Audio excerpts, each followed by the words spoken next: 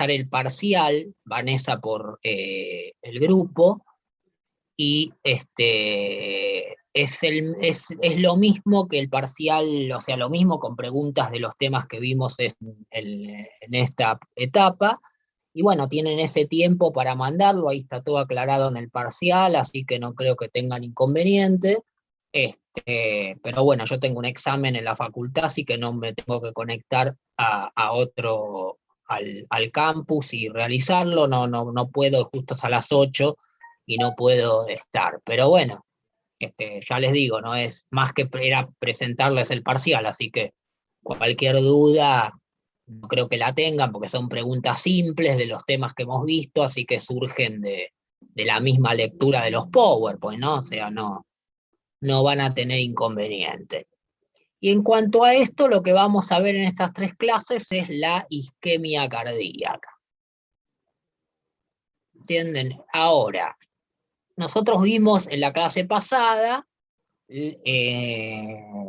todo lo que es la base anatómica y fisiológica del corazón a grandes rasgos, pero eso tendrían que repasar también de la parte de la fisiología que han visto el año pasado o el cuatrimestre anterior, no sé cómo está organizado eso.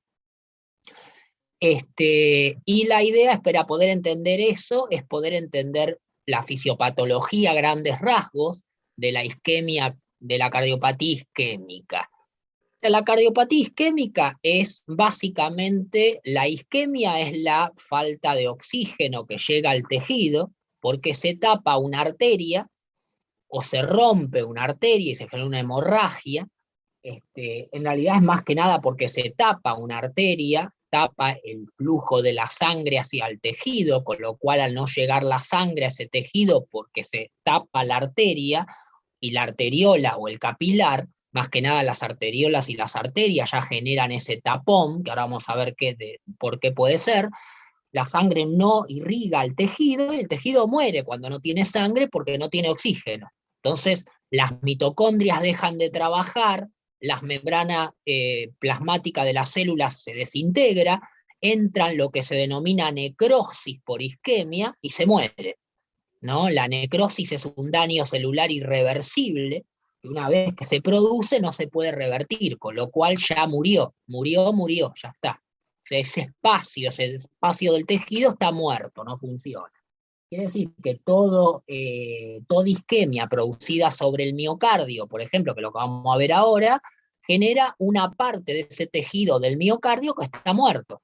Puede ser muy grande o muy chico. Si es muy chico, obviamente va a dejar el corazón trabajando a menor capacidad, pero por ahí no tanto. Ahora, si es muy grande, a veces deja el corazón trabajando con la mitad de la capacidad que puede laburar, ¿no? Ahora, también hay otras cuestiones que pueden provocar una isquemia cardíaca, que no es precisamente que se tape la arteria, ¿no? Como por ejemplo una enfermedad cardiovascular provocada por una diabetes no controlada, la hipertensión arterial, otros factores que vamos a ver que puede provocar esto. Entonces, básicamente, dentro de la definición tenemos que la cardiopatía isquémica, o sea, la enfermedad del miocardio por la isquemia, se puede definir como una enfermedad cardíaca producida como consecuencia de alteraciones o sea, se altera la fisiología normal del corazón, ¿no? La fisiología normal, que sí, acuérdense que el miocardio se contraía, provocaba una sístole, una diástole cuando se relajaba, ¿no? Tenía toda una secuencia de estimulación que la daba el sistema intrínseco. Entonces todo ese sistema, al no recibir el miocardio, no recibir sangre, parte de él, empieza a disminuir su fisiología normal y entran las fisiopatologías, una fisiología patológica, que se podrá resolver o no. Tendríamos que ver si agarramos ese infarto, esa isquemia, la agarramos rápido, los médicos en realidad pueden salvarle o no la vida a la persona. Ahora, esa fisiopatología es secundaria en realidad lo que dijimos antes, que al tapar el vaso lo que se genera es una gran, entre la demanda que tiene el miocardio, porque no puede dejar de contraerse el miocardio. Entonces, el tipo demanda oxígeno y el aporte no llega porque está tapada la arteria.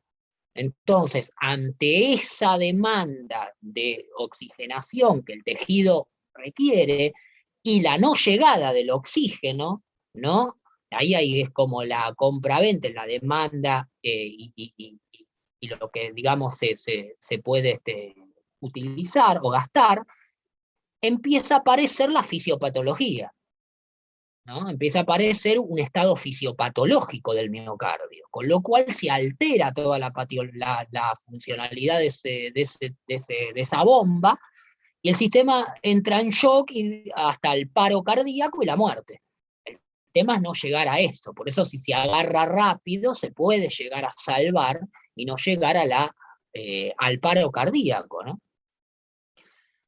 Ahora, como causa, básicamente, tenemos como que el 80, casi el 90-80% de las causas está dada por la aterosclerosis, que es la placa de ateroma que se pegan en las coronarias que hemos visto en la clase pasada, como arterias que rodean al corazón en forma de corona y lo van irrigando, ¿no? Se dice coronarias epicárdicas porque entran por el pericardio a el corazón, ¿no? O sea, es el tejido conectivo que rodea al corazón de forma externa. Entonces, esto puede ser que esa placa presente una formación, o sea, esa placa pueden estar, se van formando las placas de ateroma, todos, si nosotros tuviésemos la posibilidad de vernos nuestras coronarias, seguramente haya placas de ateroma, no solamente en las coronarias, sino en otras arterias. ¿Por qué? Porque en realidad son productos del tipo de vida, si se quiere, el tipo de alimentación, entre otras cosas que llevamos y el tipo de alimento que consumimos. Y si a eso le sumamos un estilo de vida sedentario y demás, empeora un poco la cosa. O sea, a partir de los 17 años de edad en adelante, van a empezar a aparecer esas placas de ateromas por esto que yo les estoy diciendo. El tema es que esas placas muchas veces se forman estables, se mantienen estables y otras se transforman en inestables. Cuando la placa se mantiene estable, no quiere decir que no pase a ser inestable. O sea, está estable y en algún momento, si yo sigo con estas consecuencias de la alimentación y el sedentarismo y factores de riesgo que implican que esas placas estables se transformen en inestables, obviamente voy a tener más probabilidad de isquemia cardíaca. A eso se lo llama cronicidad, o sea, es un estado crónico. La placa permanece ahí, está estable, o sea, tapa un poco el vaso, pero no del todo, entonces circula la sangre, por decírselo de alguna manera. Ahora, cuando la placa está inestable es porque esa placa se puede romper, se puede fisurar, y esa fisura provoca un daño sobre el endotelio mayor, o también puede ser que la placa se desprenda un pedazo de esa placa y genere un trombo, que ese trombo es un pedazo de placa que viaja y tapa otra arteria, otra parte de la coronaria y genera la isquemia. Entonces, en lo posible hay que tratar de que si esas placas existen, obviamente que seguramente que sí, pero están de forma ya estables para inestables o inestables, tratar de agarrarlas lo antes posible, ¿no? Por eso se colocan los stent y todo lo que después tiene la medicina desde lo cardiológico para poder ayudar a las personas que tienen este problema, porque si hace una isquemia hay que evitar el infarto, ¿no? Porque después hay que ver si lo salvas en tan poco tiempo.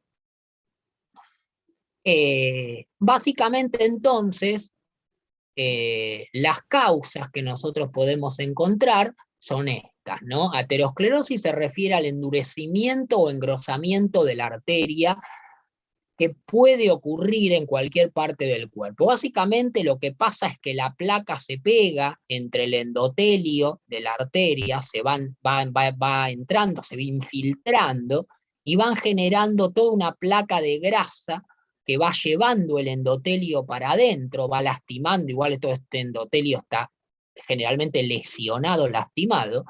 La placa se mete entre las capas que forman la pared de la arteria, aumenta su tamaño, va como creciendo, algunas permanecen estables, como les dije antes por acá, por ejemplo, entonces dejan lugar para que la sangre siga fluyendo, menos en realidad, pero que siga fluyendo.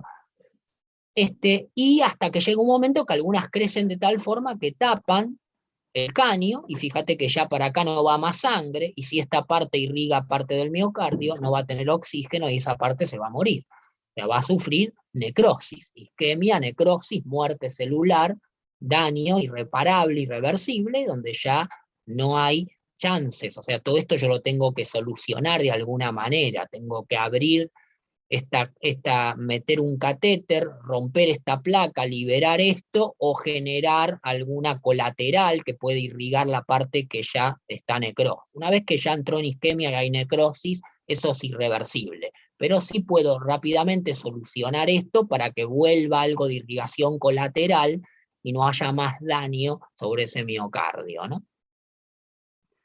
Básicamente, igualmente, ya cuando la persona salió de ese estado agudo, empieza la rehabilitación cardiovascular, que es lo que vamos a hablar nosotros, ¿no? Básicamente.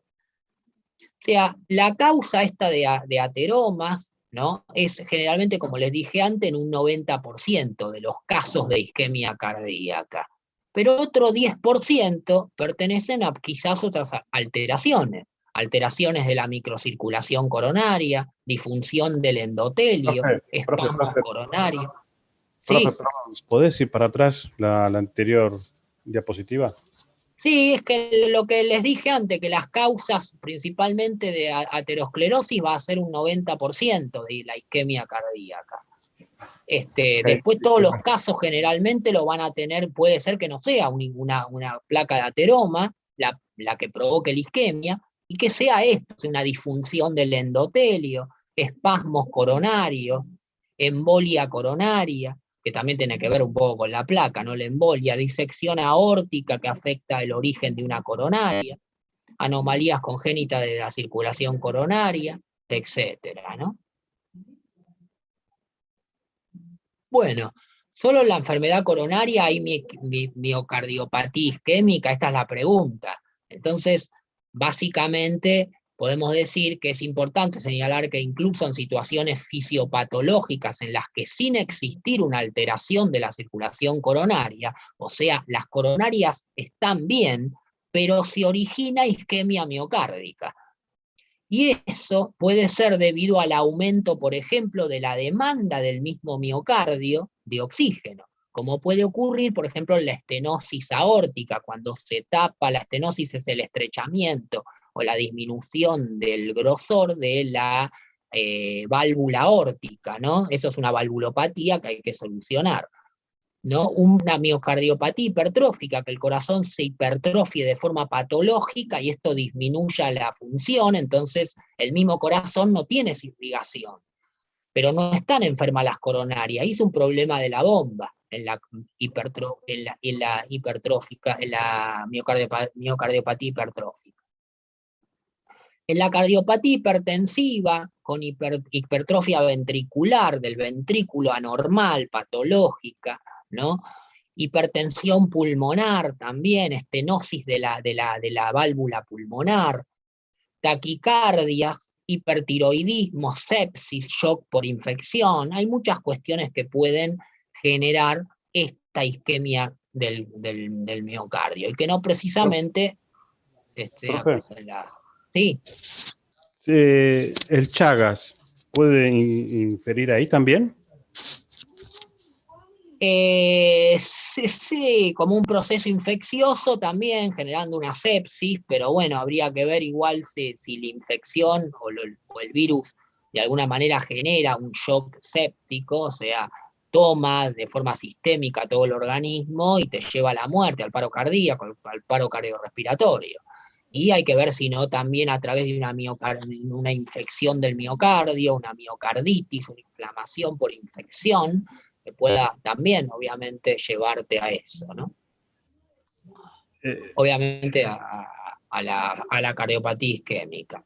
El Chagas es una infección que circula en el torrente sanguíneo y después tiene predilección por quedarse en el corazón, ¿puede ser? Y los virus generalmente hacen eso, siempre van a ir buscando, el virus va a entrar generalmente por vía exógena hacia adentro del cuerpo, buscando el huésped, y entran por el pulmón, entran por vía respiratoria, entran por vía digestiva, entran por sangre, por una lastimadura, viajan por el torrente sanguíneo y bueno, lo que trata de hacer es colonizar al huésped, o sea, generar ahí una colonia de virus donde pueda vivir y reproducirse. Lo que pasa es que muchas veces el huésped, que es el ser humano, no lo tolera, muere, y cuando el huésped muere, el virus ya está. O sea, el tema es que no te lleve a la muerte, ¿no? Tratar de ir lo que hacen los antibióticos o los fármacos, poder atacar al virus y que no invada o no le gane a las defensas del cuerpo. Entonces es una lucha entre el huésped y el virus. Sí, generalmente tienden a ir, muchos virus tienen predilección por el tejido cardíaco, otros por el pulmonar, como la tuberculosis, el bacilo de Koch y demás, y bueno, depende qué virus estés, a otros tendrán predilección por el sistema digestivo, pero es básicamente siempre la misma función, ¿no? Bueno, a una disminución del aporte de oxígeno del miocardio, obviamente por anemia grave, por ejemplo, hipoxemia o hipovolemia aguda, etc. ¿no? Entonces, básicamente el mecanismo fisiopatológico es miocardio, isquemia, alteración de la función mecánica, de sístole y diástole, desequilibrio energético de esos cardiomiocitos, porque en realidad no llega oxígeno y hay todo un desequilibrio energético donde las mitocondrias van a dejar de respirar, la respiración interna frena, ¿no? Se empiezan a desnaturalizar las proteínas y a romper, ahí puede empezar la necrosis, empieza con esa muerte, también hay apoptosis, algo de apoptosis hay, la necrosis, la apoptosis es una forma de muerte celular más programada que la necrosis, pero que también existe y empieza todo un proceso degenerativo, ¿no? Un desequilibrio energético, una búsqueda, en un primer momento el organismo, las células tratan de buscar la homeostasis para seguir trabajando, porque en realidad de hecho se trata de eso, pero bueno, entra en disfunción diastólica y luego en disfunción sistólica hasta la insuficiencia cardíaca y la muerte si no se toma en tiempos que son relativamente cortos, ¿no? Hablando de minutos, por decirlo de alguna manera. Y esto generalmente se manifiesta, o sea, el cuerpo manifiesta todo esto en lo que se llama dolor anginoso, el famoso dolor de angina de pecho o de infarto agudo de miocardio, ¿no? Del IAM, por la isquemia. Y obviamente toda esa isquemia, esa falta, esa lesión empieza a generar ese dolor que se irradia a zona retroesternal, detrás del esternón, donde está el corazón, en el mediastino, y de ahí se irradia hacia la parte izquierda con más naturaleza, por el ápex, y en realidad es por los dermatomas que se irradia hacia ese lugar, ¿no? Los dermatomas que nacen de la piel, y que se va irradiando ese dolor a modo izquierdo, hacia el hombro izquierdo, cuello, parte inferior de la tetilla, brazo izquierdo, perdón, antebrazo, mano, ¿no?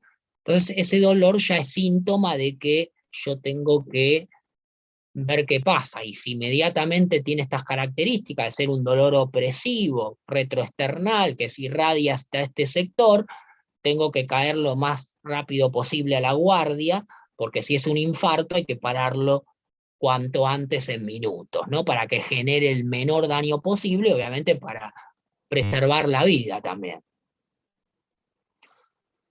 Los factores de riesgo de todo esto es obviamente edad, tabaquismo, sexo en cuanto a que, bueno, si es hombre o mujer, el género, generalmente hay predisposiciones, ¿no? Generalmente hay más predisposición en el hombre que en la mujer, pero esto depende, los estudios y la epidemiología. Hipertensión arterial, diabetes, perfil lipídico elevado, etcétera, ¿no? Sedentarismo, podemos agregar acá, consumo de otras sustancias tóxicas, como puede ser adicciones a drogas, bueno, un montón de factores, virus, estados virales, como hablábamos recién, que me pueden llevar a atacar acá, ¿no? Una miocarditis, enfermedades mismas del corazón. Y básicamente acá en la tabla 2 tenemos valores objetivos para los principales factores de riesgo cardiovascular. Fíjense que el tabaquismo, sin excepción, el tabaco en cualquiera de sus formas, obviamente el tabaco hay que eliminarlo, Dieta tiene que ser baja o en grasas saturadas y centradas en productos integrales, verduras, frutas y pescado. Actividad física, al menos, fíjense que la actividad física entra también como una condición fundamental. Al menos 150 minutos semana aeróbica moderada, 75 minutos semana aeróbica intensa o ambas. El índice de masa corporal, que si bien da un índice general, siempre hay que tenerlo en cuenta, se puede tomar y medir. La presión arterial, que relativamente tiene que estar inferior a 14,9, o mejor dicho, a 140/90, como bien está puesto acá. Los valores de colesterol malo, LDL, lipoproteínas de baja densidad, fíjense, riesgo muy alto, lo que tengo que tener en sangre, riesgo alto, riesgo bajo moderado. Esto pueden tener si tienen un hemograma donde se midió el colesterol. También la gente que tiene riesgo cardiovascular es importante controlar lípidos en sangre, ¿no? El HDL, el colesterol bueno, tendría que estar por encima de 45, ¿no? O encima de 40. Esto depende varón o mujer, pero básicamente encima de 45 nombres, de 40 nombres, y por arriba de 45 la mujer tendría que estar indicado, ¿no? Para tener riesgo más bajo. Siempre hablamos de riesgo, no quiere decir que no pueda tener un evento cardiovascular una persona que está relativamente normal. El tema es que tiene menor riesgo, menor probabilidad de que eso suceda. Los triglicéridos no hay valor objetivo, pero se calcula que menor a 150 miligramos de decilitro indica riesgo más bajo. Y bueno, la diabetes, una hemoglobina glicosilada menor a 7%, es un estudio que se hace en la glicolización de hemoglobina, que si lo tiene la persona es importante siempre hacerlo. ¿Por qué? Porque puede ser para medir ese riesgo, ¿no?, de evento cardiovascular. Índice de masa corporal, bueno, está tomado según esta escala, pero bueno, estas de algunos valores objetivos para los principales factores de riesgo cardiovascular, ¿no? Bueno, el ejercicio físico, ¿para qué? Básicamente estamos hablando de que una persona en un evento agudo de esto que estamos comentando entra en el hospital, va a ir a terapia, obviamente, va a ser sedado, va a ser tratado. Si se lo saca de esa situación isquémica, el miocardio ya va a tener un daño, con lo cual hay que ver qué es lo que quedó, o sea, cómo está trabajando ese miocardio. Y entra ella a partir de terapia intensiva, entra en la rehabilitación cardiovascular. El aumento de la capacidad funcional va a ser uno de los principales fundamentos del ejercicio, obviamente la supervivencia y la reducción de la mortalidad, hacer que esa persona no tenga una muerte prematura por otro evento cardiovascular de esa forma, ¿no? Entonces siempre va a entrar dentro, se va a instalar el ejercicio como hábito, ¿no? Para poder buscar esto. Piensen que todo esto se va a hacer progresivo en el tiempo, se van a supervisar cargas que ahora vamos a ir viendo a grandes rasgos, pero esto es muy progresivo. Bueno, vamos a dejar aclarar esto y acortar acá esta primera clase. Los programas de rehabilitación cardiovascular, que se denominan PRC, es la abreviatura de Programa de Rehabilitación Cardiovascular, se ha demostrado que si son de mayor duración a 6 meses y empiezan antes de los 3 meses del evento isquémico, esto quiere decir que lo agarraste antes que se le produzca la isquemia porque detectaste factores de riesgo, y eso te llevó a intervenir con un programa de rehabilitación cardiovascular, y que incluyan aparte ejercicios de entrenamiento de fuerza, parecen mejorar más la capacidad funcional de esas personas, ¿no? Entonces, fíjense que acá hay algo interesante, que aparece el ejercicio de fuerza y que incluya, o sea, no quiere decir que excluya el protocolo aeróbico o de impacto cardiovascular, sino que combine los dos protocolos, parece ser lo más favorable, ¿no? Y también los tiempos, ¿no? Aquellos que por ahí lo agarrás en tiempos antes de que tenga el evento, va a ser mucho mejor. Si sucedió el evento isquémico y posterior, esto no quiere decir, una vez sucedido el evento, después va a tener que entrar en un periodo, en un programa de rehabilitación cardiovascular. Pero bueno, la idea es que por ahí entre antes si tiene factores de riesgo para que no suceda eso, ¿no? Piensen que la isquemia, si yo tengo una diabetes, lo más fundamental es, si bien es controlar la diabetes, es tratar de evitar este evento isquémico, porque este evento tiene minutos cuando se produjo la isquemia y atenta inmediatamente con la vida de la persona.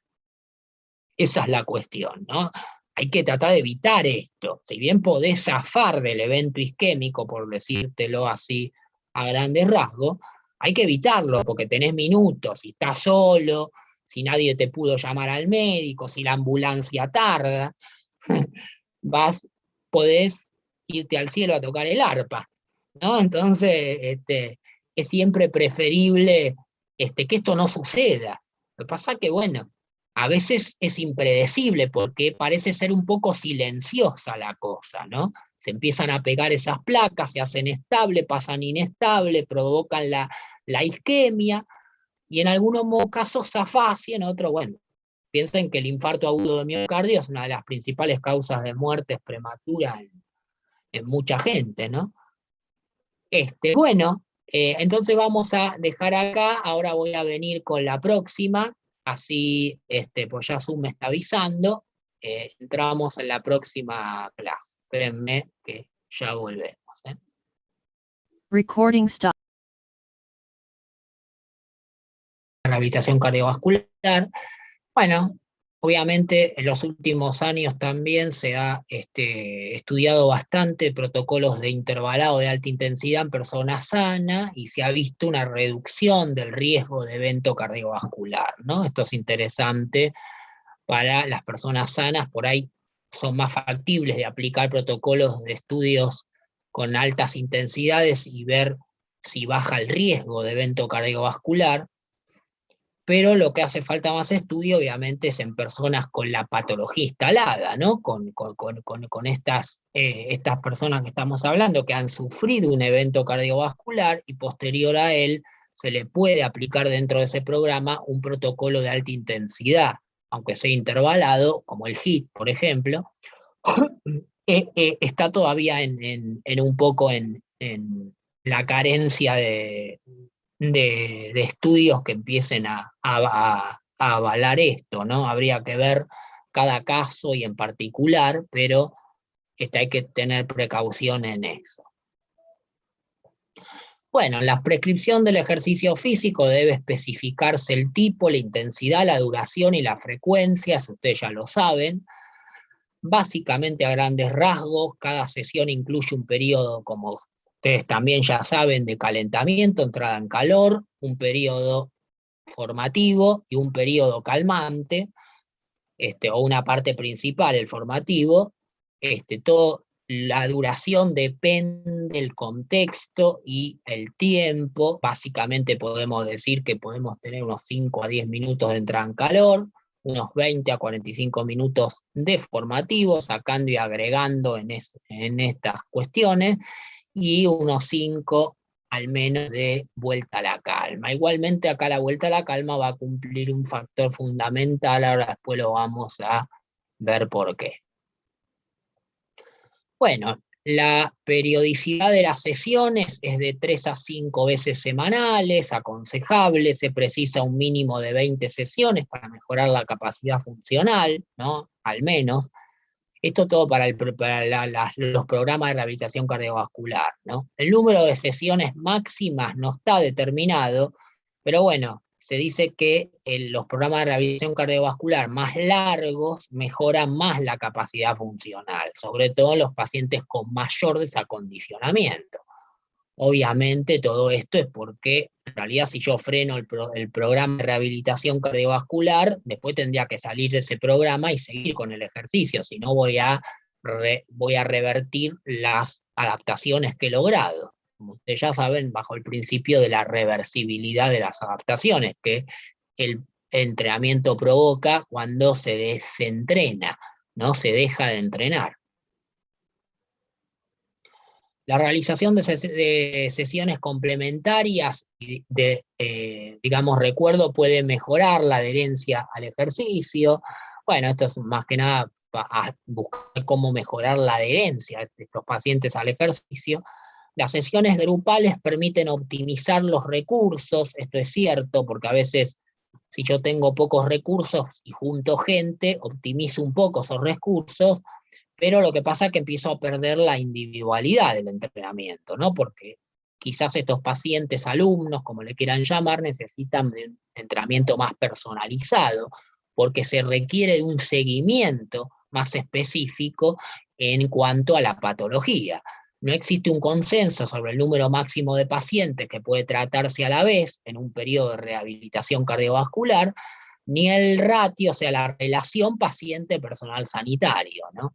Pero, como ustedes ven acá, se dice que entre 6 a 10 pacientes parece ser una cifra razonable y el ratio de personal sanitario paciente, ¿no?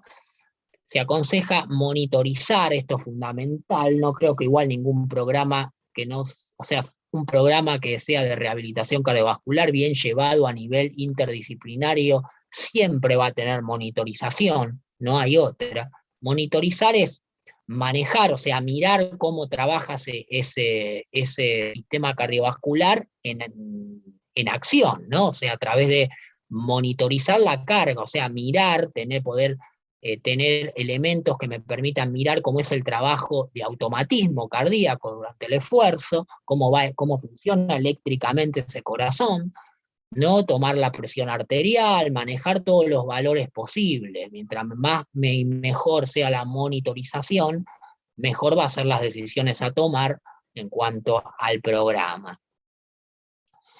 Bueno, al menos, por lo menos durante las primeras sesiones, obviamente, porque es una vez que el paciente salió del evento, pasó la etapa de internación, sale de internación y en los primeros inicios del programa es donde más tenés que monitorizar, ¿no? Porque tenés que ver cómo responde ese corazón habiendo quedado en el estado que quedó, ¿no? Esto es evaluable en cada infarto, depende el contexto, la edad y también las condiciones del paciente alumno. Yo tengo que tener cuidado más ahí, que ese estrés físico, cómo responde ese corazón al estrés físico, ¿no? Obviamente, y siempre esto va a ser con un registro electrocardiográfico durante el ejercicio y de presión arterial, fundamentalmente, y frecuencia cardíaca, todo, ver si el paciente no presenta disnea, tos, ¿no? También ver lo respiratorio. Bueno, hay un montón de síntomas y signos que maneja la medicina para empezar a evaluar cómo responde al estrés ese ese sistema, ¿no? De la persona que tenés. Obviamente que depende del contexto, como les dije antes, hay pacientes de muy alto riesgo, que estos deben ser obviamente permanentemente monitorizados, y los de riesgo por ahí moderado, capaz que lo monitorizás las primeras semanas, y ya después no necesitas una monitorización muy exacerbada. Si no se disponen de equipos sofisticados, debe controlarse como mínimo la frecuencia cardíaca y la presión arterial antes del ejercicio, durante y al final del ejercicio. No hay otra. Esto, si no tengo la posibilidad de monitorizar o de tener artefactos, porque la monitorización pasa por el laboratorio o el consultorio específico, ¿no? De rehabilitación cardiopulmonar. En realidad hay pocos hospitales o clínicas que tienen esto. Una, por ejemplo, es la Favaloro, obviamente viniendo del nombre del médico el cual lleva su nombre. Sería muy loco que no tenga, eh, como es un proceso de rehabilitación cardiovascular de esta naturaleza, pero ellos tienen todo esto, obviamente, a nivel de pilares, no tienen un centro de alto rendimiento deportivo, de evaluación, mejor dicho, alto rendimiento deportivo, dentro del sanatorio, acá también en Capital lo tienen, y tienen estos programas de rehabilitación cardiovascular donde las personas que se internan ahí, salen de la internación después de un infarto, pasan por ese programa de rehabilitación, donde hay profesores, kinesiólogos y demás. Profe. Si vos no disponés de eso y al tipo lo mandan, porque también puede estar internado en el hospital Churruca o en un hospital estatal, donde si agatas que hay una cama, si la conseguís, obviamente olvídate de un programa de rehabilitación cardiovascular, ¿no? ¿Quién va a comprar las bicicletas? Entonces, muchas veces se manda a la persona del hospital a la casa. Y eso no termina ahí. Yo no puedo dejar al paciente así. Entonces, se lo deja porque, bueno, es el sistema de salud que tenemos. Pero realmente es como para ver, porque después por ahí te toca algún alumno, tenés alguna persona que tenga que hacer eso en la casa, o sea, se tenga que comprar una bicicleta fija y trabajar en la casa. Obviamente ir el kinesiólogo, generalmente se manda rehabilitación domiciliaria, pero no creo que cubran este tipo de rehabilitación, no lo sé. Así que es bastante, pero bueno, como les dije, mínimo si no tengo ningún artefacto y yo no conozco, porque por más que los tuviese y uno no es médico, no está capacitado para manejarlos, no sabe del uso, mínimo la frecuencia cardíaca y la presión arterial hay que saberlas tomar.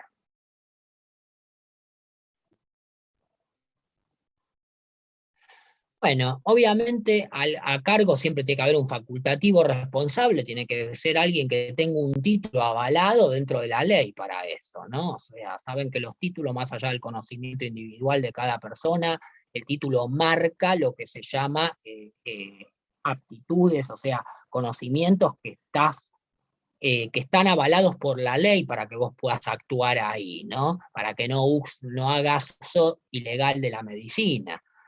Entonces, bueno, obviamente, pase o no algo, sea beneficioso o no, si pase algo, la responsabilidad caiga sobre alguien, porque si no, todos se lavan, o sea, todos miramos por otro lado y no hay nada.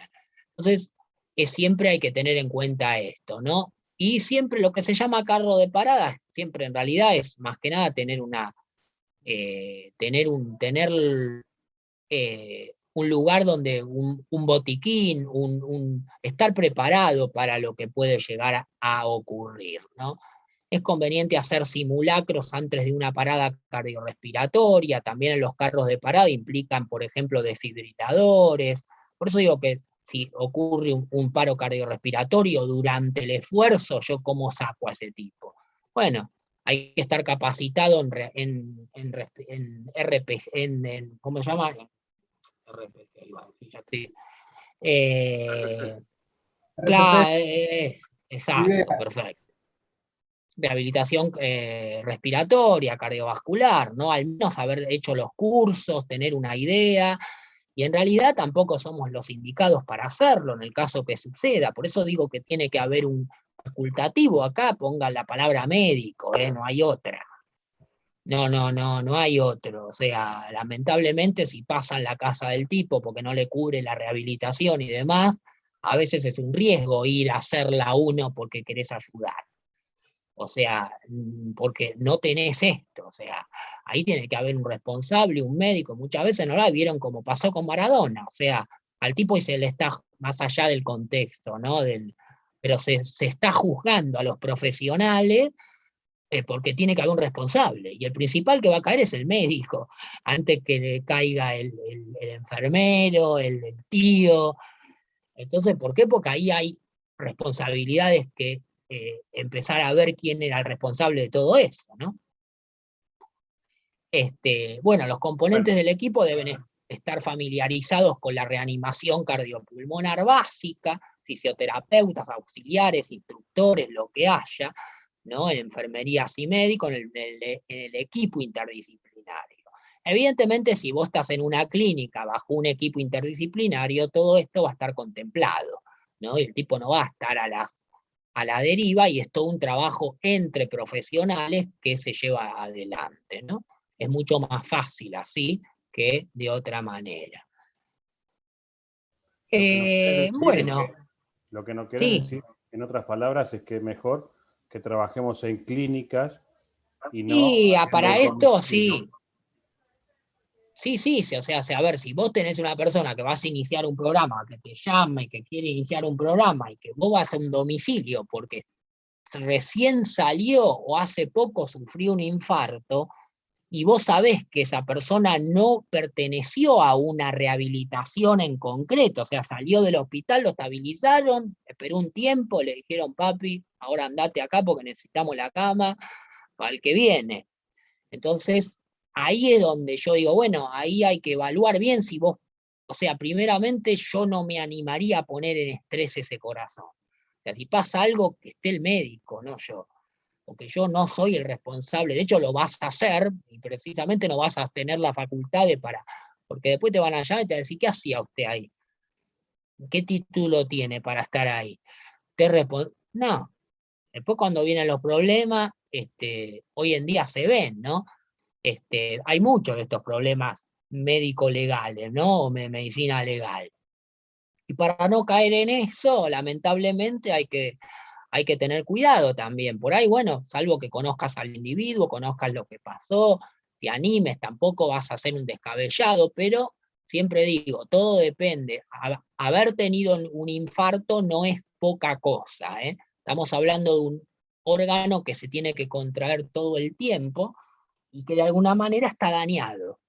Entonces hay que rehabilitarlo, bárbaro, pero si yo no tengo un equipo de rehabilitación, no me voy a jugar a hacerlo solo, porque nadie rehabilita solo, y mucho menos cuando no tengo ni siquiera las facultades de hacerlo, porque no soy el responsable de eso. Primero porque no te habilita el título a estar ahí rehabilitando ese infarto cardiovascular para ese individuo. Entonces ya de por sí estás haciendo uso ilegal de la medicina. Primer punto para caerle a cualquier juez o a cualquiera que te denuncie. Y segundo, estás jugando con la vida del tipo, porque la verdad es esa. Entonces, mucha gente hace eso por plata, no sé si hay o no, la verdad que ya no me sorprendería, la verdad que acá vieron que nada sorprende, pero bueno, yo tampoco me jugaría a llamar a cualquiera como hacía Maradona. Fíjense que hasta una persona que tiene el dinero de él se daba el lujo de tener gente que ni título tenía, porque el kinesiólogo salió a la luz que ni el título tenía, pobre tío. Está bien, se dedicaba a eso, no sé qué era, la verdad no sé, pero bueno. Y vos te decís cómo un tipo que tiene toda esa plata se da ese lujo si pudiese tener el mejor kinesiólogo, un tipo reconocido que le pueda dar una ayuda de otra calidad, ¿no? Pero bueno, es así. Por eso digo, siempre tengan en cuenta eso y revisen el contexto. Pero esto está enfocado a que vos podés entrar a laburar dentro de un equipo interdisciplinario y vos estás bajo las directivas de los médicos. Con lo cual tenés que saber, eso no implica que vos vas ahí como un soleto, no es la cadetería, ¿eh? Yo voy de cadete y le digo, me dice Juan, vení, anda a pagarme esta boleta al banco. No, esto no es así. Vos tenés tu profesión y vos vas a tener tus conocimientos, que van a evaluar los que te tomarán. Entonces el médico te va a decir, mirá, anda por acá, anda por allá, hace esto, hace lo otro, pero vos tenés tus conocimientos sobre el tema. Sobre el tema. ¿Tuviste Eso alguna hay que hacerse experiencia? cargo. ¿Eh? ¿Tuviste alguna experiencia así? No, yo no tuve la experiencia de trabajar con ningún centro. Sí he ido a entrevistas, donde era un equipo interdisciplinario para trabajar con pacientes de alguna manera metabólicos, obesos, se dedicaba, pero dentro de ahí está mucho la enfermedad cardiovascular, por eso también incluía todo esto. Y bueno, quedó la entrevista nada más, me acuerdo que me la hicieron, me dijeron, bueno, te vamos a llamar, pues obviamente entrevistaban un montón, pero yo ni siquiera tenía el título de profesor de educación física, estaba haciendo el profesorado. O sea, tampoco tenía un título avalado, digamos, porque al no tenerlo y ser estudiante, vos no estás avalado. Entonces es como que, bueno, ellos buscaban ya un título, creo yo, no sé, ¿eh? Tuve la entrevista, bueno, se dio así y dejé, después no fui seleccionado. Pero sí, cuando vos mirás el contexto, se trabajaba con muchos de estos, ¿no? De por ahí, que eran todos médicos, nutricionistas, kinesiólogos, es un equipo. Vos te decían tal día, tal fecha, tiene el horario el paciente, andá y hace una sesión de entrenamiento. Vos planificabas tú, pero tenías que rendirle al médico semanalmente evaluaciones con el paciente. No es que vos vas y haces nuevamente 3 de 15 como en el gimnasio. Hay que evaluar, hay que llevar evaluaciones, hay que llevar el proceso del paciente, informarle a la clínica o al encargado, al responsable facultativo, que en este caso es un médico, es seguro, cómo vos llevas al paciente. De hecho, ellos te lo van a preguntar, porque no es una cuestión de cortarte por la tuya y hacer algo así nomás. Entonces ahí tenés que tomar frecuencia cardíaca, tomar presión arterial, llevarlo, ¿no? Eh, informarlo, transcribirlo, y bueno, Y hacer estos trabajos, evaluaciones. ¿Cómo?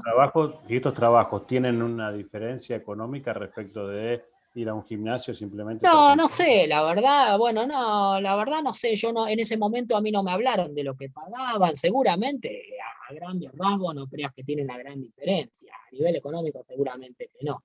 Sí lo tiene a nivel de aprendizaje, porque no es otra manera de laburar. No es laburar así nomás en un gimnasio donde realmente no tenés ni a veces contacto con la gente, pero no tenés contacto. Lo que aprendés en un equipo interdisciplinario es el contacto con otros profesionales, ¿no? Y también un trabajo así planificado y volcado a la planificación y al control de cargas que muchas veces no se hace eso en los gimnasios. No está muy lejos de alcanzar eso. No Por digo en ejemplo, todos, por ahí hay algunos que lo hacen. ¿Eh? quizás lo monetario no es tanto, pero también los riesgos sí son bastante más altos y no están debidamente Los compensados riesgos son sí, obviamente, por acá estar hay obviamente hay retribuidos. riesgos mayores, pero bueno, también hay un responsable arriba, ¿no? Obviamente tampoco vas a ser responsable siempre al médico. Si vos estás en tu sesión y pasa algo, vas a tener que saber resolverlo. Por eso yo hacer una entrevista y bueno, el que mayor capacitado esté es el que va a tomar o bueno, tendrás que capacitarte a medida que entres a algún lugar, te capacitan y bueno, eso está piola porque uno va obteniendo capacitación también donde labura, que no todos la dan también, ¿no? Está sacando Zoom y volvemos con la clase. Espérenme.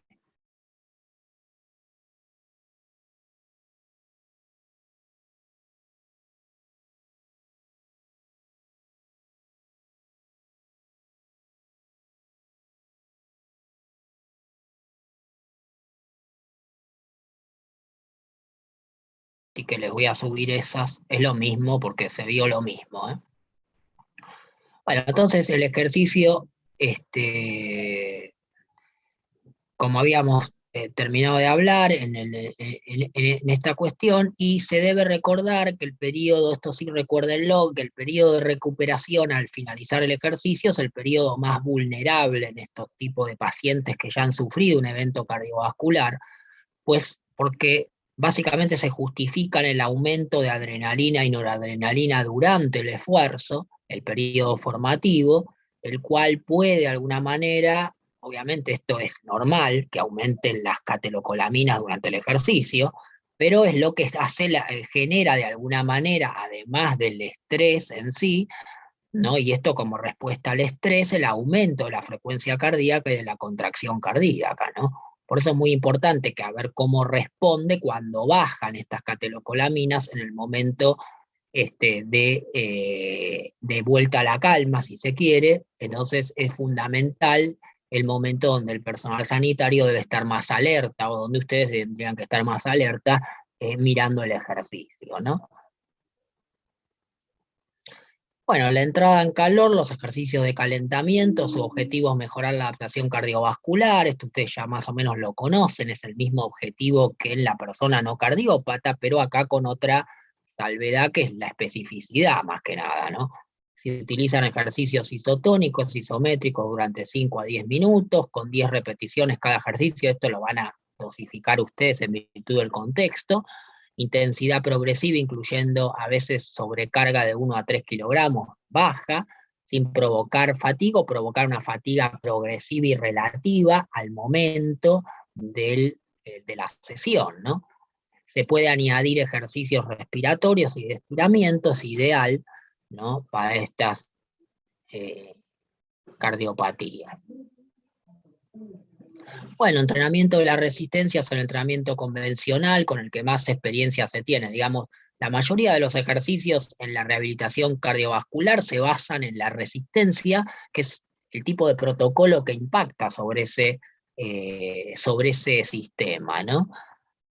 Entonces, de alguna manera es el común, ¿no? La prescripción del ejercicio se va modificando según la tolerancia individual a medida que avanza el programa de rehabilitación cardiovascular, puede ser continuo o intervalado, esto lo van a decidir ustedes. Los ejercicios continuos movilizan grandes masas musculares, utilizan bicicleta ergómetra o tapiz rodante, generalmente, si es que la pueden llegar a tener o la tienen en el instituto. También podrán utilizarse remos ergómetros de manivela o subir peldaños, etc. La intensidad manejada es entre el 60 al 85 de la frecuencia cardíaca máxima o 40 al 85 del consumo máximo de oxígeno, y estos porcentajes son con respecto al 100% alcanzado. La ergometría de esfuerzo, que seguramente, si es una institución, tengan realizada por un cardiólogo una ergometría de esfuerzo, donde se midió cómo respondía ese corazón en ese estado ante el esfuerzo, pero dentro de una ergometría, de un laboratorio, bajo la supervisión médica y demás, ¿no?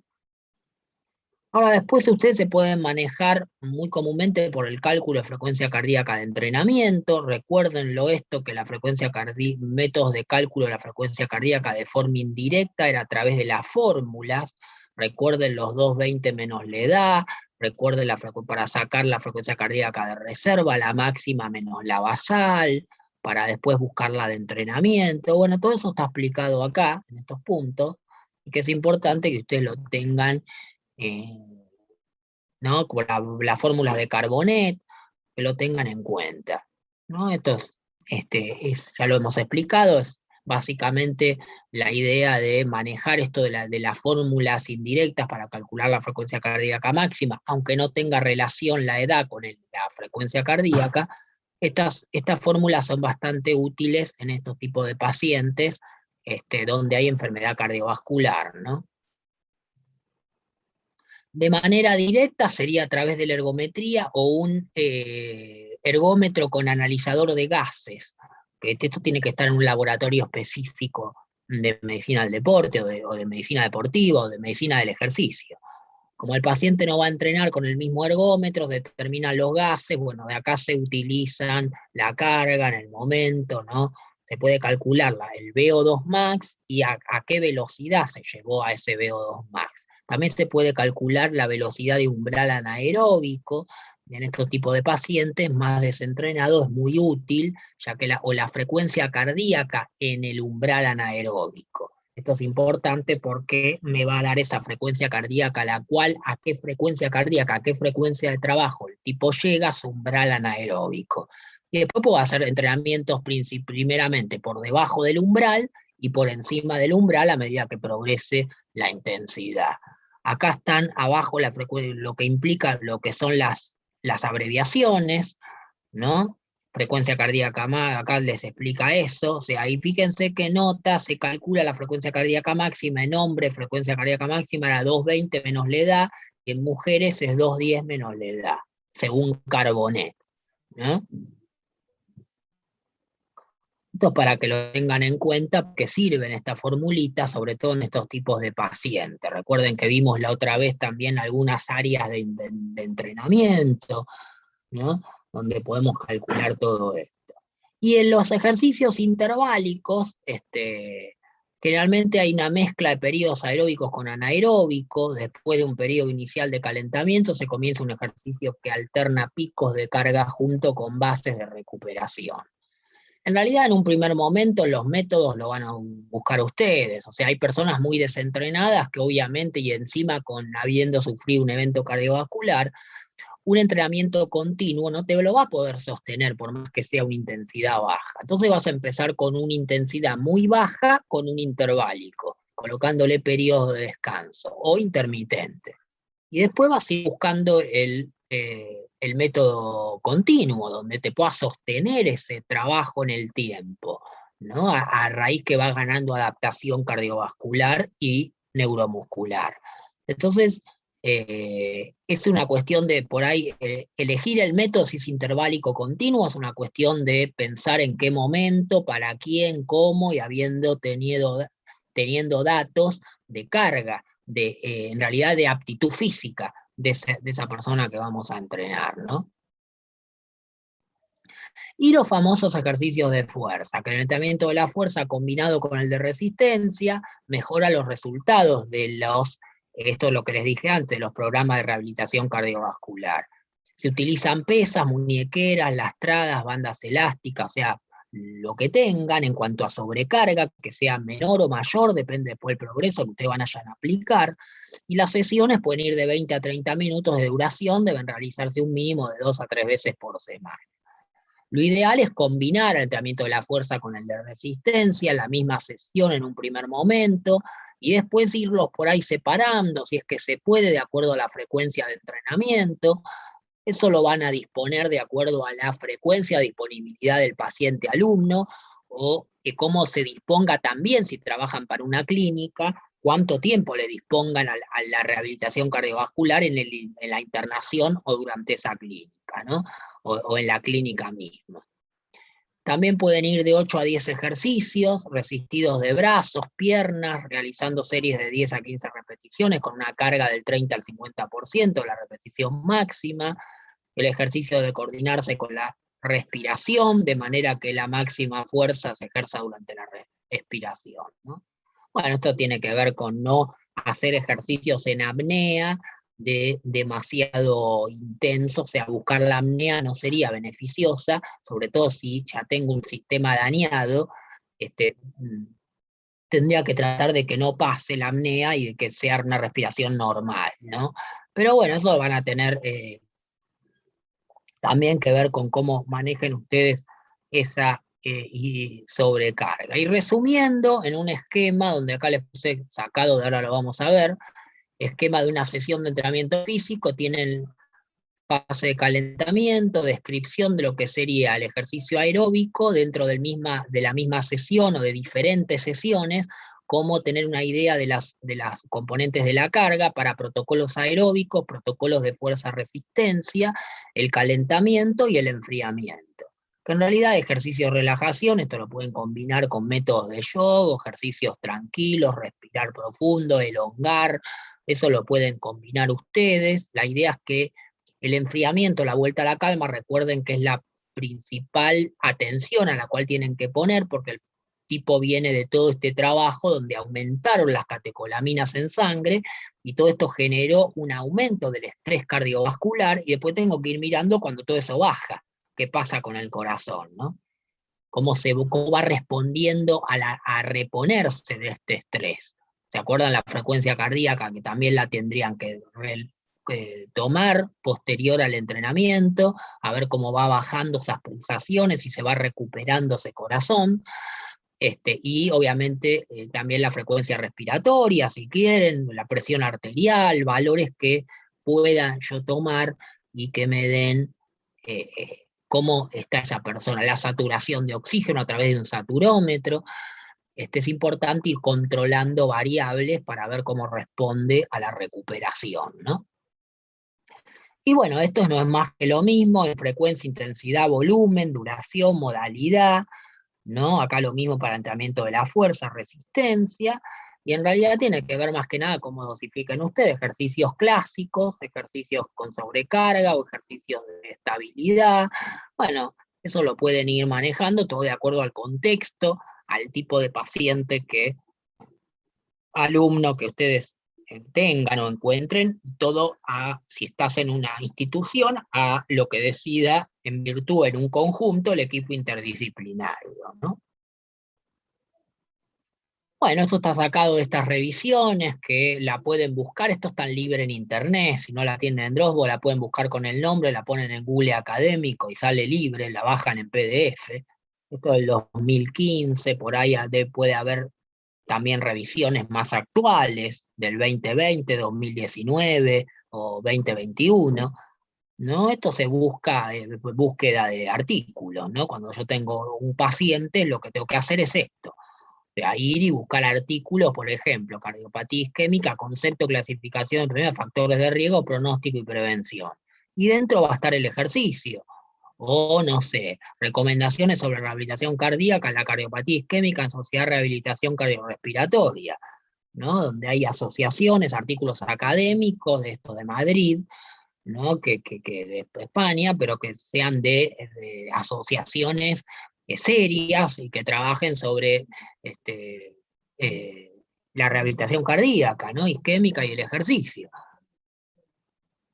Es muy raro que salvo que la rehabilitación cardíaca siempre va a estar el ejercicio, porque es el pilar fundamental. Lo mismo que otros hábitos, puede encontrar tipo alimentación y demás, pero básicamente la rehabilitación farmacológica, médica, de ejercicio físico y alimentación siempre la van a tener ahí. Bueno, básicamente entonces esto era a lo que llegamos hoy. Lo que vamos a ver es después, entonces, la clase que viene van a tener parcial domiciliario, nos queda ver la parte de presión arterial y de endotelio y ejercicio, que la vamos a ver si la vemos en la próxima materia, que también tiene que ver con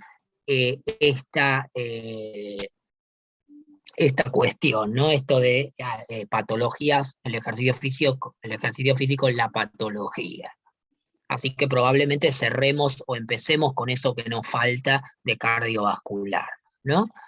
Pero bueno, ya tienen presentada la isquemia cardíaca. Recuerden que la isquemia puede ser provocada por distintos factores, ¿no? Ya sea un ateroma, una placa inestable o, no sé, la diabetes, una hipertensión. Entonces es general. El hecho es no llegar al evento isquémico, ¿no? Bueno, les dejo entonces esta grabada, la próxima es el parcial domiciliario, la otra cerramos, yo les paso las notas y cerramos la materia, que en realidad es un cierre de cierre, digamos, no, hasta acá hemos llegado con esta materia, cualquier duda después vamos a seguir seguramente viéndonos en el cuatrimestre que viene con la continuación, como les digo, la continuación entre comillas, son dos materias separadas, pero las dos tratan de lo mismo, entonces es una continuación, ¿no? Como yo le digo. Bueno. ¿En qué lo tenemos, profe, el cuatri que viene? ¿Cómo?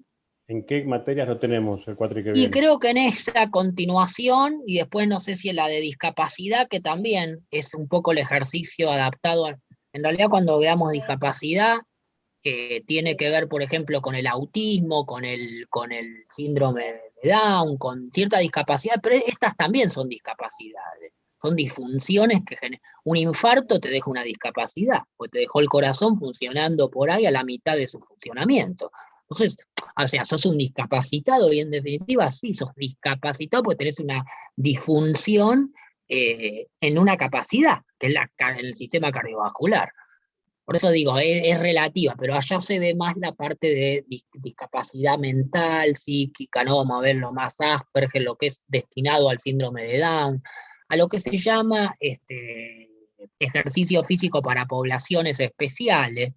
Igual de especial no tiene nada. Digo, el síndrome de Down no tiene nada de especial. O sea, Especial son, solamente. Especial sí, o solamente son formas. las pistas. Claro, son formas que se le llaman, pero que no vienen al caso, o sea, son todas disfunciones por cuestiones de retraso retraso madurativo, problemas en la crianza, en la formación, bueno, un montón de cuestiones que vamos a ver después que siguen siendo el ejercicio en diferentes patologías, ¿no? O discapacidades. Donde obviamente porque sea un síndrome de Down no va a estar excluido de hacer ejercicio, de jugar un juego, de jugar un deporte. De hecho hay deporte para la discapacidad. Lo pueden buscar, está lleno. Se pueden hasta sorprender como la parálisis cerebral, que es una discapacidad muy discapacitante porque se paraliza el cerebro, como encima tienen deportes. Entonces, mirá si no pueden jugar otros tipos de patologías, ¿no? Bueno, nos vemos entonces la semana que viene, porque ya Vane les pasa el parcial y queda ahí. Me lo mandan por mail y es lo mismo, tienen ese tiempo. ¿Está? Bueno, profe, gracias. Muchas gracias. Genial, profe, nos Bueno, vemos. nos estamos viendo.